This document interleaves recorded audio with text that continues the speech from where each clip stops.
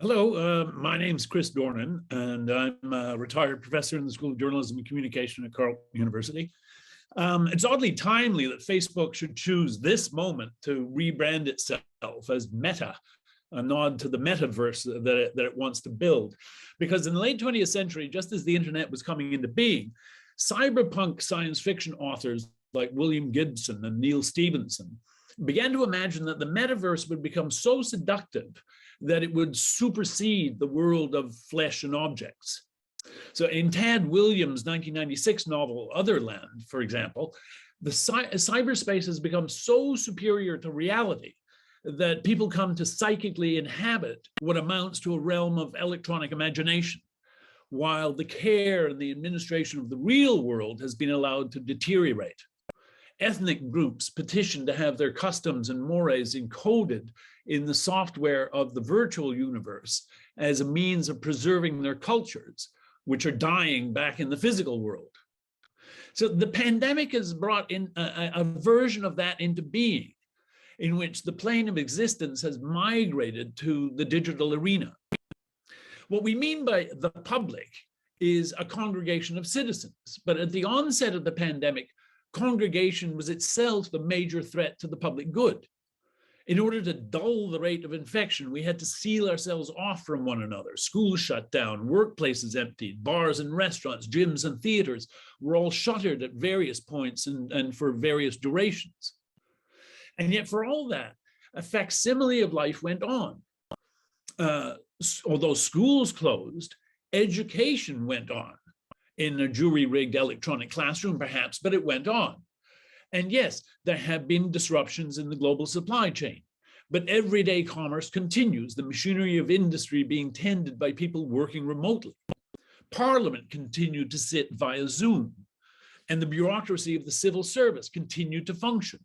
There may have been a global health emergency, but those parking tickets still have to be paid.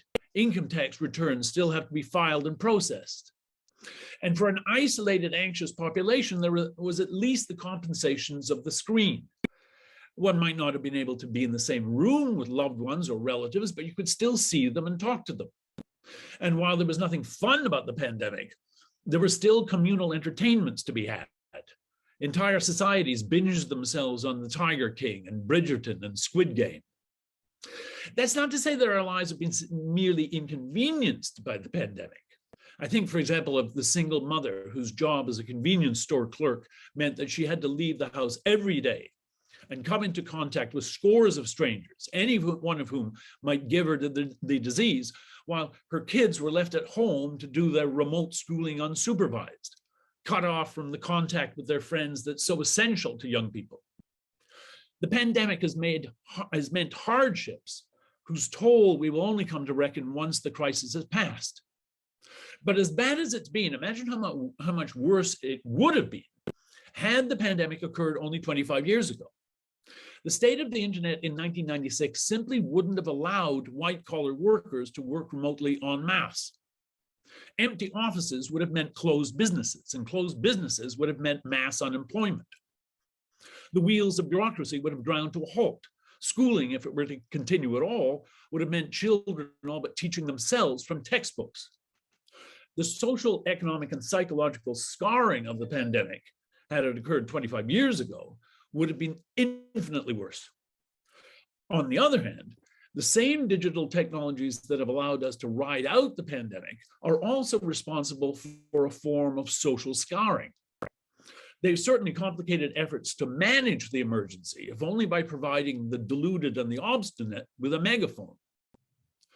Back in 1996, the public conversation wasn't just curated by agencies of authority that we called the mass media, it was conducted by them. They spoke and we listened.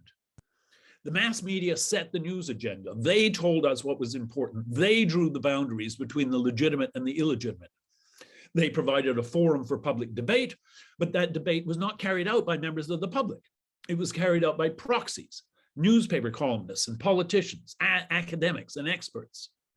In the world of 1996, public discourse would have been closed off to extremist, hysterical views that undermined measures to manage the crisis. This isn't to say there wouldn't have been anti-maskers and anti-vaccine advocates, but the social responsibility of the news media would have denied them a platform for their militancy.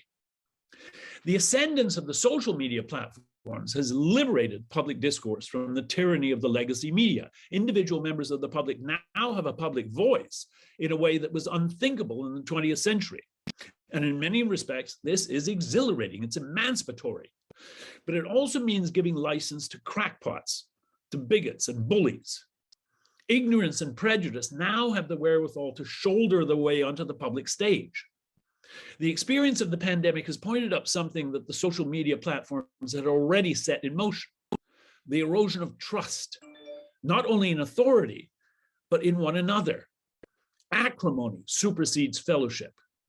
What the social media companies promised us was a world of connectivity, but all too often, it's a connectivity of antagonisms. So the management of the public health crisis has also had to encompass the management of irrational dissent, people whose beliefs and actions will only prolong and worsen the crisis. What's at issue here is not just an assault on public authority. I mean, Lord knows, from Jason Kenney to Boris Johnson, government leaders during the pandemic have given the public good reason not to trust them. It's that social media grant authority to clearly detrimental behavior. They let everyone speak their truths, with the implication that all these different truths are equally legitimate. But some truths aren't truths at all, and no healthy society should grant legitimacy to demonstrably harmful conduct. The pandemic is itself a form of injury to the body politic, but it's also highlighted the social injury that the social media giants left to themselves have midwifed into the world. We know the antagonisms that flourish via Facebook and Twitter and Reddit and 4chan aren't good for us. We're painfully aware of the extent of cyberbullying and doxing and online stalking and the sheer venom of so much of what courses over the platforms. And if Facebook whistleblower Frances Haugen is to be believed, the hidden algorithms of the social media colossus are geared to stoking animosities and conflict, because conflict generates attention, and attention is the coin of social media profit. The problem is that we don't know what to do about it. Freedom of expression is core to liberal democracy. It's its central promise. The social media revolution granted freedom of expression to everyone, an unbridled, universal freedom. To attempt to regulate that freedom smacks of authoritarianism, of an assault on liberty and democracy itself. But the pandemic has underscored that we can't go on like this. We will have to do something to try to contain the social damage without somehow imposing anti-democratic constraints on public discourse. So last year, the Public Policy Forum assembled what it called the Canadian Commission on Democratic Expression, a blue ribbon panel that spent 9 months wrestling with just this issue. And when they reported this year, the commission argued that the time has come for some form of state regulation of the social media companies, although not all the commissioners were unanimous about what this should look like. But some form of intervention is clearly in the offing. Only last week, senior figures at Facebook wrote an op-ed article in the Globe and Mail that not only conceded that, but invited policymakers to collaborate with Facebook in fashioning a more regulated future. I don't know what the long-term future of social media holds, but if this is the state of digital media now, Lord knows what it's going to look like when it comes to be administered by next-generation machine intelligence. But I am confident that tackling the ills that social media have visited upon us, while preserving the good that they've made possible, is going to be a public policy priority in the immediate term. Thank you.